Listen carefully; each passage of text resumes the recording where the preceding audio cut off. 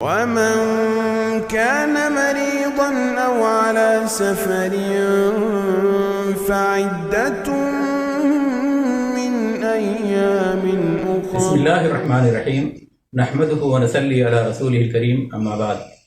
محترم ناظرین، رمضان اور روزے کی 10 باتوں کا ایک نیا حلقہ لے کر آپ کی خدمت میں حاضر ہوں. امید ہے کہ یہ حلقہ کافی مفید ثابت ہوگا انشاءاللہ. ناظرین، اللہ تعالیٰ نے اپنے بندوں پر آسانی فرماتے ہوئے بیمار، مسافر، اسی طرح حیض و نفاس والی عورت اور بچے کو دودھ پلانے والی عورت کو یہ رخصت دی ہے کہ رمضان کے روزے اس دوران نہ رکھیں بلکہ بعد میں ان روزوں کی قضا کر لیں. چنانچہ اللہ تعالیٰ فرماتا ہے وَمَنْ كَانَ مَرِيضًا أَوْ عَلَى سَفَرٍ فَعِدَّةٌ مِّنْ أَيَّامٍ أُخَرَ، کہ جو بیمار ہو یا مسافر ہو اسے دوسرے دنوں میں یہ گنتی پوری کرنا ضروری ہے. تو روزوں کی قضا کے سلسلے میں سب سے بڑی دلیل اور بنیاد قرآن کی یہی آیت ہے. قضا کیسے کرنا ہے، کب تک کرنا ہے، اگر کوئی تاخیر کرتا ہے یا کوئی بھول جاتا ہے کہ کتنے روزے چھوٹے ہیں تو ان صورتوں میں کیا حکم ہوگا. اسی طرح اگر کوئی مسلمان بغیر کسی عذر کے روزہ چھوڑ دیتا ہے تو کیا صرف اس روزے کی قضا کافی ہے یا اسے کچھ اور کرنا پڑے گا. آج کے حلقے میں انشاءاللہ ایسے تمام سوالوں کا جواب مختصر انداز میں دیا جائے گا. سب سے پہلی بات، کیا قضا روزوں میں تسلسل ضروری ہے، یعنی ان روزوں کو مسلسل رکھنا ضروری ہے؟ تو اس کا جواب یہ ہے کہ رمضان کے قضا روزے مسلسل رکھنا ضروری نہیں، اور چاروں ائمہ اس پر متفق ہیں. لہذا رمضان میں چھوٹے ہوئے روزے دوسرے رمضان آنے سے پہلے کبھی بھی رکھ سکتے ہیں اور مسلسل رکھنا ضروری نہیں. البتہ قضا روزوں کو جلد از جلد ادا کر دینا بہتر ہے، کیونکہ یہ ایک قرض ہے بندے پر جسے جلد سے جلد ادا کرنا چاہیے. دوسری بات، اگر کوئی شخص روزوں کی قضا کو اتنا مؤخر کرتا ہے کہ دوسرا رمضان شروع ہو جاتا ہے تو ایسی صورت میں کیا ہوگا؟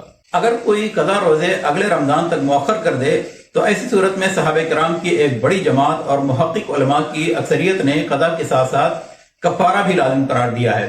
یعنی چھوٹے ہوئے روزوں کی قضا کرنے کے ساتھ ساتھ ہر روزے کے بدلے ایک مسکین کو کھانا کھلانا ہوگا، اور ایک دن کے کھانے کی مقدار نصف سا یعنی 1.5 کلو تقریباً ہے. چاول، گیہوں یا جو بھی ملک کی غذا ہو اس میں سے 1.5 کلو ہر دن کے بدلے مسکین کو دینا ہوگا. لیکن اگر یہ تاخیر کسی بیماری یا کسی عذر کی بنا پر ہو، یعنی پورے سال روزے رکھنے سے وہ معذور ہے، تو اس پر صرف قضا ہی ضروری ہے. لیکن جو شخص سستی کی وجہ سے تاخیر کرتا ہے اس پر قضا کے ساتھ ساتھ فدیہ یا کفارہ بھی واجب ہوگا، ساتھ ہی اللہ تعالیٰ سے توبہ بھی کرنا ہوگا. تیسری بات، عذر کی وجہ سے قضا نہ کر سکے اور وفات پا جائے تو کیا ہوگا؟ جو شخص قضا روزے رکھنے سے شرعی عذر کی بنا پر عاجز رہا اور اسی حالت میں فوت ہو گیا تو نہ روزے لازم ہے اور نہ ہی فدیہ. یعنی اگر کسی نے رمضان کے روزے عذر کی بنا پر چھوڑے، وہ مسافر تھا یا مریض تھا اور پھر قضا کرنے پر قادر نہ ہوا اور اس کی وفات ہو گئی، تو اس روزے کی قضا اس پر واجب نہیں اور نہ ہی فدیہ ضروری ہے، اور نہ ہی اس کا کوئی رشتہ دار اس کی طرف سے روزہ رکھے گا یا فدیہ دے گا. یہی اکثر علماء کا قول ہے.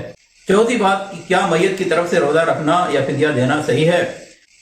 اگر میت پر روزے واجب تھے، خواہ رمضان کے ہوں یا نظر و کفارہ کے ہوں، اور وہ قضا کرنے پر قادر تھا مگر نہیں کیا، تو اس کی وفات کے بعد اس کے رشتہ دار، اس کے ولی کو یہ اختیار ہے کہ اس کی طرف سے روزے رکھے یا ہر روزے کے بدلے ایک مسکین کو کھانا کھلائے.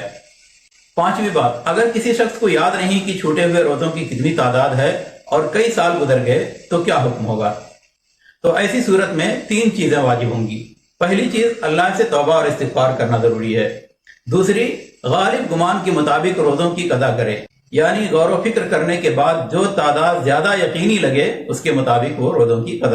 تیسری چیز، اگر کئی سال گزر گئے ہوں تو ہر روزے کے بدلے ایک مسکین کو کھانا بھی کھلانا ہوگا، جیسا کہ اس کی وضاحت ہو چکی ہے کہ اگر کوئی دوسرا رمضان آنے سے پہلے قضا نہیں کیا تو قضا کرنے کے ساتھ ساتھ اسے فدیہ بھی دینا ہوگا.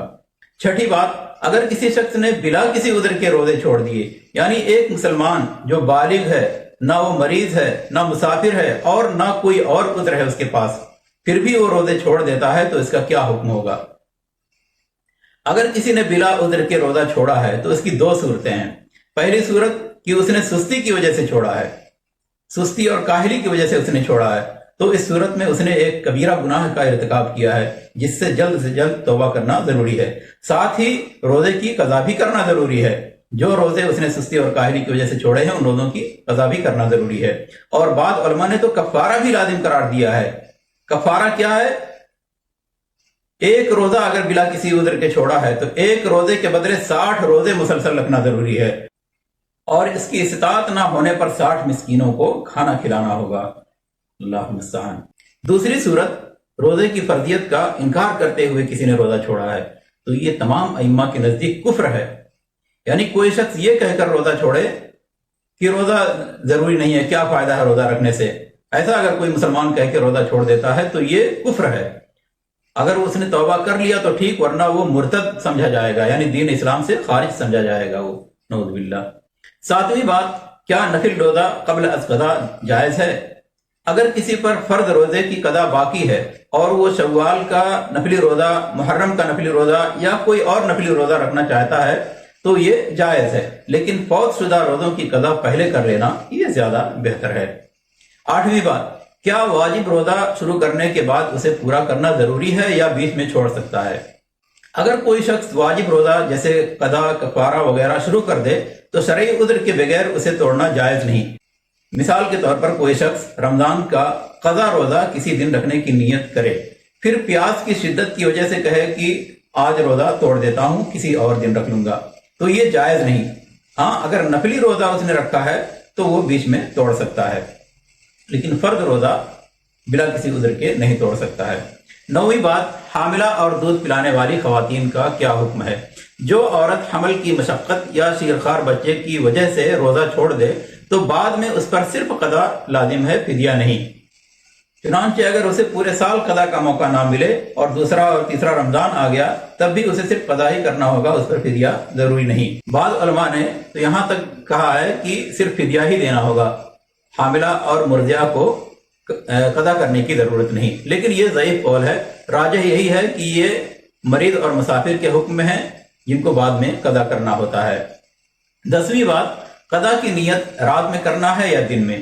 قضا روزوں کے لیے رات میں نیت کرنا ضروری ہے کیونکہ یہ فرض روزے ہیں اور فرض روزے میں فجر سے پہلے نیت کرنا ضروری ہوتا ہے۔ لہذا اگر کوئی فجر کے بعد یا دن میں یہ سوچے کہ آج کچھ کھایا پیا نہیں، قضا والا روزہ ہی رکھ لیتا ہوں، تو یہ صحیح نہیں ہوگا کیونکہ اس نے رات میں نیت نہیں کی۔ اگر اس نے روزہ رکھ لیا تو یہ ایک نفل روزہ شمار ہوگا، جبکہ قضا روزہ باقی رہ جائے گا کیونکہ اس نے رات میں نیت نہیں کی تھی۔ اور نیت کرنے کے لیے زبان سے نیت کرنا ضروری نہیں ہے، بلکہ دل میں ارادہ کر لے کہ ہمیں کل روزہ رکھنا ہے تو یہ نیت کافی ہے۔ یہ تھی روزوں کی قضا سے متعلق 10 باتیں۔ امید ہے ناظرین کو اس سے فائدہ ہوگا انشاءاللہ۔